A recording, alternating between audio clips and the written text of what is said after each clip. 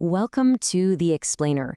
Today, we're diving into a name you've almost certainly heard, one that's become synonymous with secret power and global conspiracies, the Illuminati. Yeah, the Illuminati. Just saying the word conjures up images of a shadowy cabal, right? A secret global elite orchestrating everything from behind the scenes. It's a really powerful idea, and it's become a huge part of modern conspiracy theories. But here's the thing, where did this whole story even come from? Today, we're going to trace the surprising journey of this idea, from this one tiny historical seed planted over 200 years ago to the massive, sprawling forest of conspiracy it is today. Our story doesn't start in some shadowy, secret lair. Nope. It begins in a time of complete and utter chaos. We're talking the end of the 18th century, a time of revolution, of terror, and all of Europe was desperately looking for answers. So, picture this. The French Revolution. It started out as this beacon of hope for liberty, but it descended into the bloody reign of terror. The guillotine became a symbol of how quickly things could go wrong. People were horrified, they were confused. How could this happen? And into that confusion, one man stepped forward with a very simple and very terrifying answer. It was all a conspiracy. In 1797, a Scottish scientist named John Robison published this book, and it was a sensation, an instant bestseller. And why? Because it gave people a single, simple villain to blame for a world of complex problems. He claimed he'd found the hidden hand behind the revolution, a secret society with a godless plan to achieve world domination through chaos. Now, what's fascinating is the author himself. John Robison wasn't some fringe theorist. He was a respected professor, a man of the scientific establishment.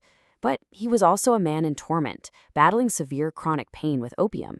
In an age of widespread panic, and maybe influenced by his own suffering, he saw a grand, sinister design where everyone else just saw chaos.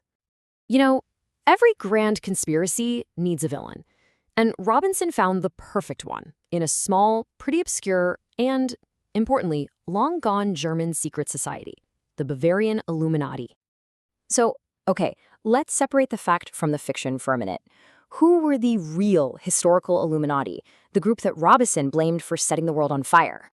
Well, the historical reality is, well, it's a lot less dramatic. The real Illuminati, founded by a professor named Adam Weishaupt, was basically a radical book club for Enlightenment thinkers. They were all about reason over superstition.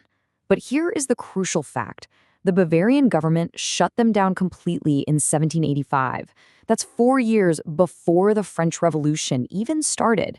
There is zero historical evidence they survived to plot anything at all. But, as we know, facts are often no match for a really powerful story.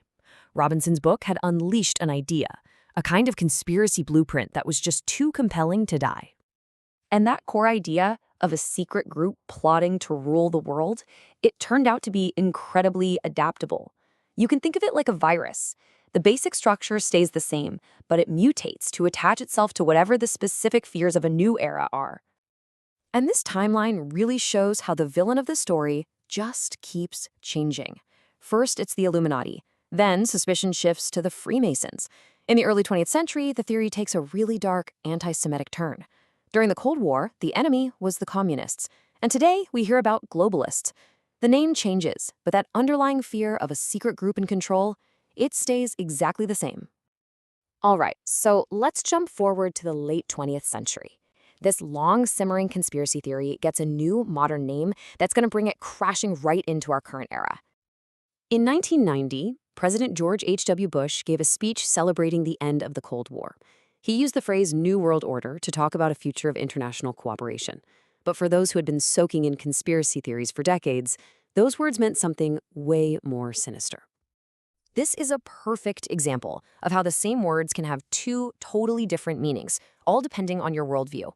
What Bush meant as a message of hope and cooperation was heard by many as the public unveiling of a secret plot for a one-world government. And then, the very next year, televangelist Pat Robertson's book, The New World Order, became a massive bestseller. It connected all the dots for millions of people. It linked Robertson's original theory about the Illuminati to modern politics and biblical prophecy. This is the moment the idea really goes from the fringes into the mainstream. So, we've traced this idea from a single book in the 18th century all the way to a global phenomenon today. But that brings up a really crucial question. Why has this story been so incredibly persistent?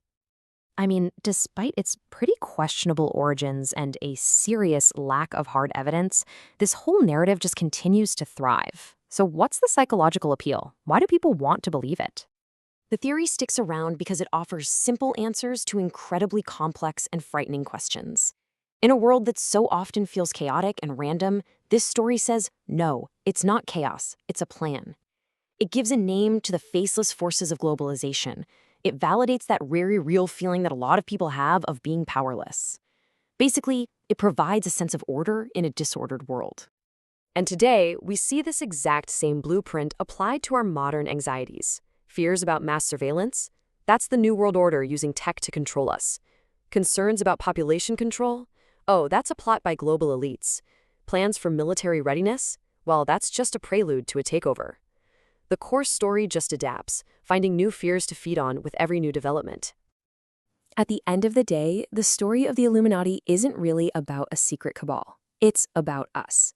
It's a mirror reflecting our deepest collective anxieties about power, about control, and about our place in a confusing world.